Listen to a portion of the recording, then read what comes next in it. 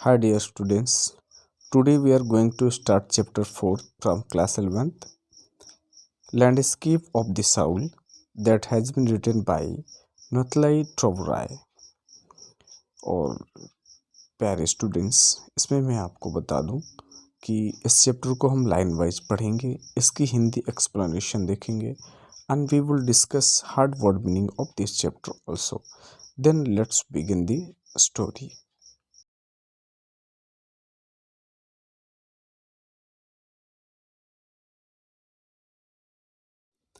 A wonderful old tale is told about the painter Yu Daozi who lived in 8th century।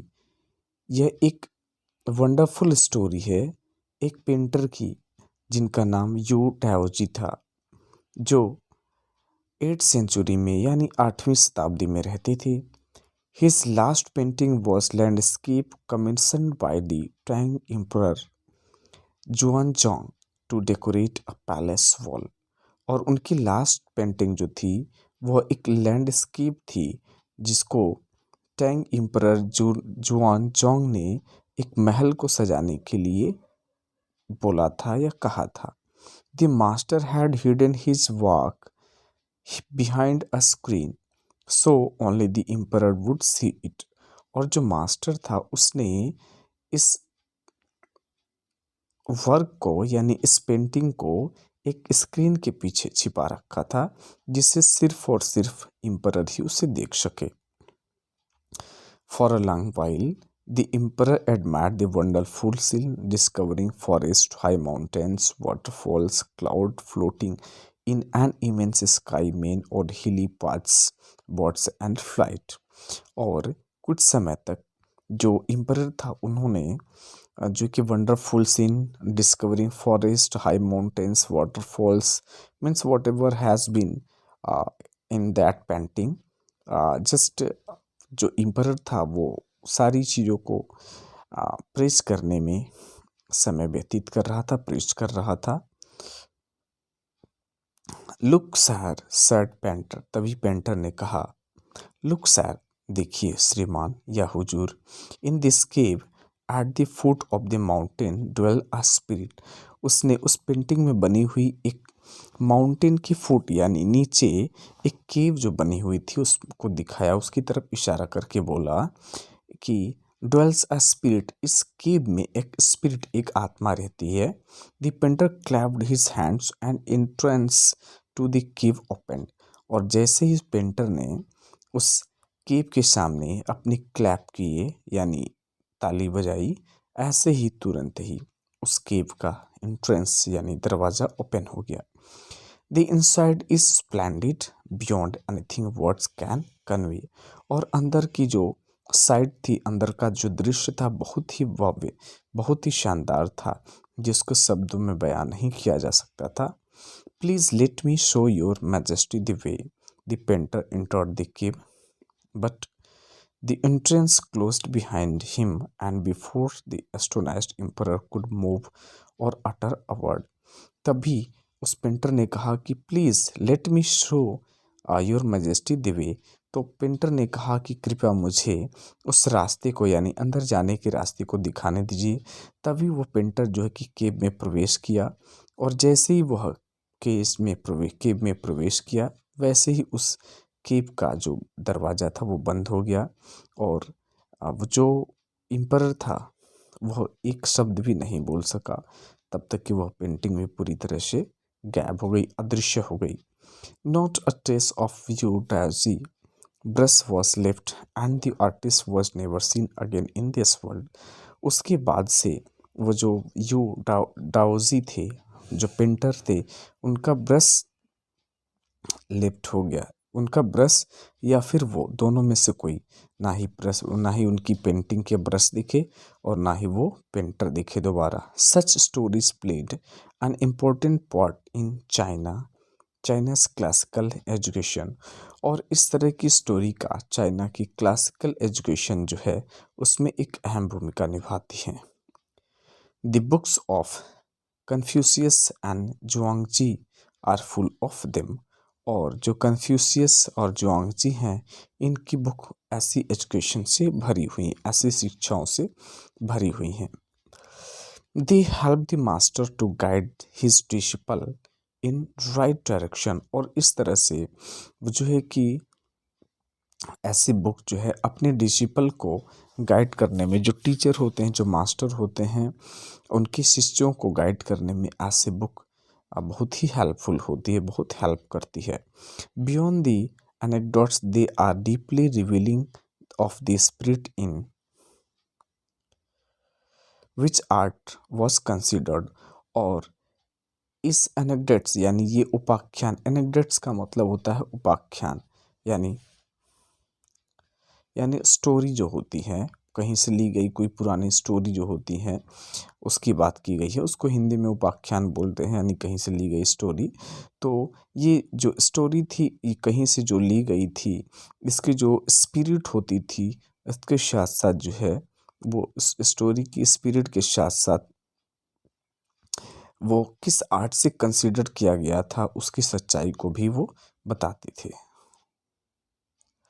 Contrast this story, और story से अलग अगर आप इस story में कॉन्ट्रास्ट करें, विरोध करें और अंतर ज्ञात करें, और another famous one about a painter who don't draw the I of a dragon he had painted for fear it would fly out of the painting with an old story from my native Flanders that I found most representative of Western painting। और बताते हैं कि ठीक इसी तरह की story, एक और स्टोरी की बात करते हैं और बताते हैं कि एक इसी तरह की स्टोरी है जिसमें एक पेंटर क्या करता है, ड्रैगन की ड्राइंग करता है, बनाता है, लेकिन वह उसकी आंखों को नहीं बनाता, इस डर से कि कहीं ऐसा न हो कि वह जो ड्रैगन है वह बाहर आ जाए। With an old story of my native Flanders, और बता रहे हैं कि ठीक एक ऐसी ही स्टोरी माई नेटिव फ्लैंडर्स में है, that I found most representative to western painting, जो बता रहे हैं कि वेस्टर्न पेंटिंग का वो मोस्ट रिप्रेजेंटेटिव पेंटिंग है। तो ये दोनों पेंटिंग का कंट्रास्ट करने के लिए, दोनों पेंटिंग की स्टोरी जो है उसको कंट्रास्ट करने के लिए बताती हैं। यह इस पैराग्राफ में जो नरेटर हैं, जो राइटर हैं, वो एक अलग तरह की स्टोरी को हमारे सामने प्रेजेंट करती हैं। आइए देखते हैं उस स्टोरी को। In 15th century Antwerp, a master blacksmith called Quentin Matsys fell in love with the painter's daughter. अब बता रहे हैं कि एंटॉप की एक स्टोरी बता रही है कि 15th सेंचुरी में एंटॉप में, दिस इज अ प्लेस, एक जगह का नाम है, यहाँ पे a master blacksmith called Quentin Matsys, एक जो है कि मास्टर ब्लैक स्मिथ यानी लोहा का काम करने वाले, जिसको हम लोग हिंदी में लोहार भी बोलते हैं। तो एक लोहार था जो एक पेंटर्स की डॉटर से प्यार करने लगा था। The father would not accept a son in law in such profession, लेकिन लड़की के जो पिता थे वो नहीं चाहते थे, वो ऐसे एक प्रोफेशन के लड़के को पसंद नहीं करते थे। So Quentin sneaked into painter studio and painted a fly on his latest panel with such delicate realism that the master tried to swat it away before he realized what had happened।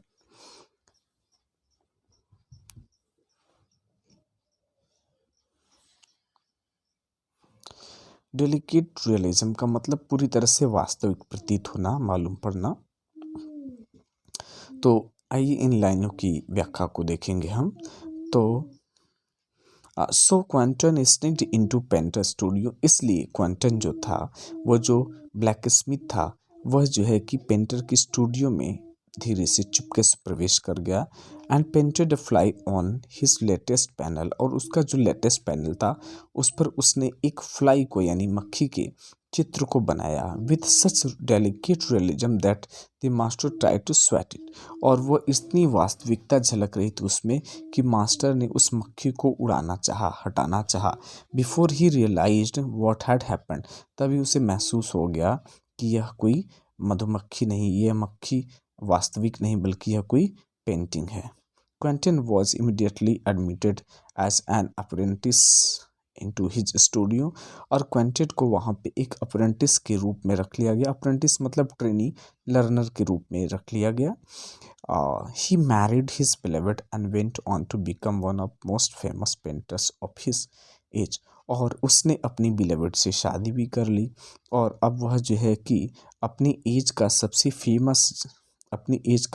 सबसे famous painter बन गया।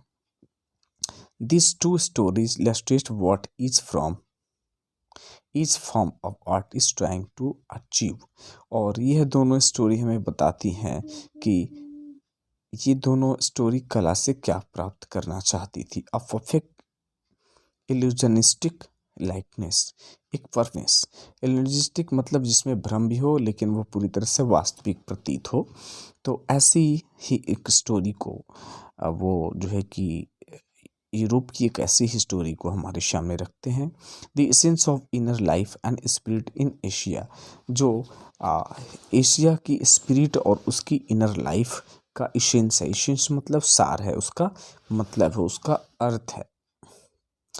In the Chinese story the emperor commission a painting and appreciate it's outer appearance. और यहाँ बताया गया है कि एक चाइनीज स्टोरी में एक एम्परर जो होता है वह एक पेंटिंग को कमीशंस करता है, उसको बनाने के लिए आदेश देता है।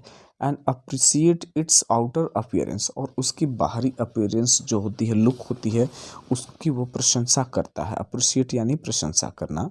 But the artist reveal to him the true meaning of his work. लेकिन जो आर्टिस्ट होता है, एक कलाकार जो होता है, वो उसकी रियल मीनिंग को बताता है। अपने वर्क, अपनी पेंटिंग की जो रियल मीनिंग है, उसका रियल जो सेंस है, उसको वो शो करता है, दिखाता है।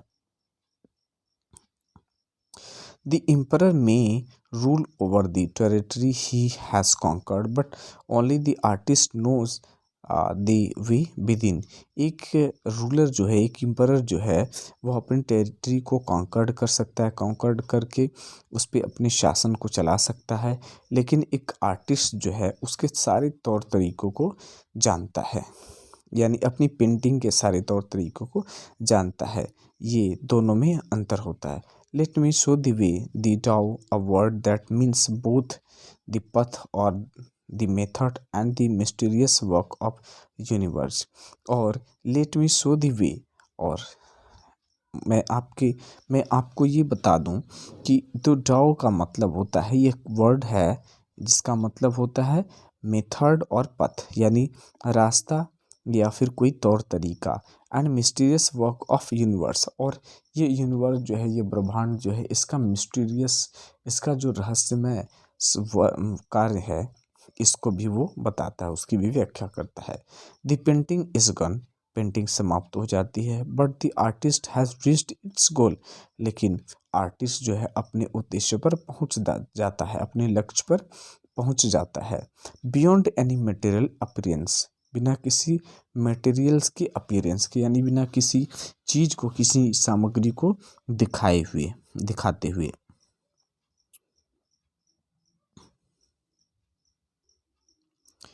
और यहाँ इस पैराग्राफ में बताया गया है कि a classical Chinese landscape is not mean to reproduce an actual view.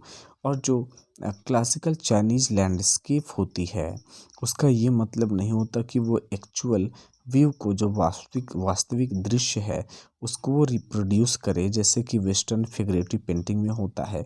Figurative का मतलब वास्तविक पेंटिंग जो होती है, वेस्टर्न कंट्रीज की जो पेंटिंग होती है, वास्तविक पेंटिंग होती है, उसकी तरह जो है कि चाइनीज पेंटिंग का मतलब नहीं होता, उसका अर्थ यह नहीं होता। Whereas the European painter wants you to borrow his eyes and look at a particular landscape exactly as he saw it।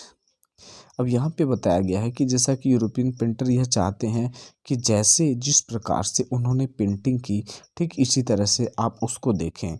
From a specific angle the Chinese painter does not choose a single view point, लेकिन एक अलग तरीके से, एक खास कोण से, दृष्टिकोण से जो चाइनीज पेंटर हैं वह जो है कि सिंगल व्यू पॉइंट को नहीं चुनते। उनकी पेंटिंग में कुछ अलग, कुछ खास चीज़ें होती हैं। कहने का मतलब ये है कि जो वेस्टर्न पेंटर हैं वो क्या करते हैं, जब पेंटिंग करते हैं तो वो सारी चीज़ों को, एक एक चीज़ों को बारीकी से अपनी उस पेंटिंग में रिप्रेजेंट कर देते हैं। लेकिन जो चाइनीज़ पेंटर हैं वो क्या कर देते हैं, कुछ चीज़ों को वो अपनी पेंटिंग के समय ड्रॉ करते हैं, बनाते हैं, और कुछ चीज़ों को छोड़ देते हैं, जिससे कि जो व्यूअर हैं, जो दृश्य, जो दर्शक हैं, देखने वाले जो हैं, वह उस पॉइंट को देखें और अपनी खुद की अपनी खुद की कल्पना वहाँ पे कर सकें कि आगे ये क्या हो सकता है और क्या नहीं हो सकता है। His landscape is not real one. और ये जो चाइनीज़ पेंटर होते हैं, उनकी जो लैंडस्केप होती है वो वास्तविक नहीं होती है। And you can enter it from any point. और आप जो है कि ये ऐसी पेंटिंग होती है जिससे कि आप किसी भी पॉइंट से इसमें आप एंटर कर सकते हैं। कहने का मतलब कई जगह ऐसी होती हैं जहाँ पे उन्होंने स्पष्ट पेंटिंग नहीं की होती, कुछ खाली जगह छोड़ी होती हैं, जिससे कि आप उस पेंटिंग के विषय में अपनी कल्पना कर सकते हैं, व्यक्त कर सकते हैं। देन ट्रेवल इन इट, उसके बाद में वही कि आप उसमें कल्पना कर सकते हैं, आप जो चाहें उसके विषय में सोच सकते हैं। The artist creates a path for your eyes to travel up and down, then back again in a leisurely moment. और जो चाइनीज आर्टिस्ट होते हैं, यह एक ऐसा आपकी आँखों के लिए या आपकी आँखों की दृष्टि के लिए, यात्रा के लिए, वह जो है कि एक ऐसा पाथ क्रिएट करते हैं जिससे कि आप अप डाउन यानी ऊपर नीचे, फिर आगे पीछे बड़े आराम से उसको देख सकें और उन चित्रों की कल्पना कर सकें, उन दृश्यों की कल्पना कर सकें जहाँ तक आप कर सकते हैं। This is even more true in the case of horizontal scroll, in which the action of slowly opening one section of the painting, then rolling it up to move on the other, adds a dimension of time which is unknown in any other form of painting। और बता रहे हैं कि ठीक इसी तरह की एक हॉरिजेंटल का मतलब इस तरह से बता रहे हैं आपको। हॉरिजेंटल यानी इस अवस्था में ऐसे ऐसे इस तरह की जो खड़ी होती हैं, इस तरह की जो पेंटिंग होती है, तो इस तरह का एक स्क्रॉलिंग पेंटिंग होती है जिसमें क्या किया जाता है, ऊपर से नीचे की तरफ पेंटिंग को ओपन करके दिखाया जाता है, और उसमें एक वाइड डायमेंशन होता है, एक वाइड, एक विस्तृत जो है कि दृश्य होता है, जिसमें जो है कि जो अदर पेंटिंग में, जो अन्य पेंटिंग में नहीं पाई जाती, उसमें क्या होता है कि एक तरफ से पेंटिंग को आप देखते चले जाएंगे और एक तरफ से जो है कि वो व्यू जो है कि समाप्त होता चला जाएगा, जिससे आप आगे की कल्पना करते चले जाएं। जबकि अन्य जगह की पेंटिंग में ऐसी खासियत नहीं होती, ऐसी चीज़ें नहीं होती। It also requires the active participation of the viewer. और यहाँ खास बात यहाँ देखिए बताया गया है, it also requires the active participation of viewer. और इसमें जो है कि जो व्यूअर होते हैं उनके एक्टिव पार्टिसिपेशन की भी आवश्यकता होती है। Who decides at what pace he will travel through the painting. और जो यह डिसाइड करती है, निश्चय करती है कि किस पेस से, किस कदम से और किस चाल से या किस लक्ष्य से वह आदमी उस पेंटिंग में प्रवेश करता है, यानी अपनी इमेजिनेशन को बनाए रखता है। A participation which is physically as well as mental. और एक ऐसा पार्टिसिपेशन जो फिजिकली और मेंटली दोनों रूप से हो। ऐसा ना हो कि आदमी सिर्फ और सिर्फ जो है कि मेंटली यानी अपनी दिमाग से सोच रहा हो, बल्कि ऐसा नहीं, उसमें जैसे कि आप सोचते हुए वो प्रवेश कर जाता है। जैसा कि हम लोगों ने फर्स्ट एग्जाम्पल पहले पैराग्राफ में हमने देखा था कि जो पेंटर था उसने क्या किया कि उस एम्परर के सामने अपनी पेंटिंग थी, और उसने क्या किया कि उसके सामने दिखाया उसको। उसके बाद में उसमें जो है कि जो केव था उसके सामने आकर उसने क्लैपिंग की, और जैसे ही उस केव का दरवाज़ा ओपन हुआ वह उसमें जो है कि प्रवेश कर गया। तो इस तरह की बातें बताई गई यहाँ। The Chinese painter does not want you to borrow his eyes, he wants you to enter his mind. और जो चाइनीज़ पेंटर है वह यह नहीं चाहते कि चीज़ों को आप उनकी आँखों से देखें, बल्कि वो ये चाहते हैं कि आप उनके दिमाग में प्रवेश कर जाएँ कि उन्होंने कौन कौन सी कल्पना कहाँ पे की है। The landscape is an inner one, a spiritual and conceptual space. और ये जो लैंडस्केप होता है यह एक इनर लैंडस्केप होता है, यानी अंदर से सोचने समझने वाली, संकल्पना करने वाली चीज़ होती है। Spiritual and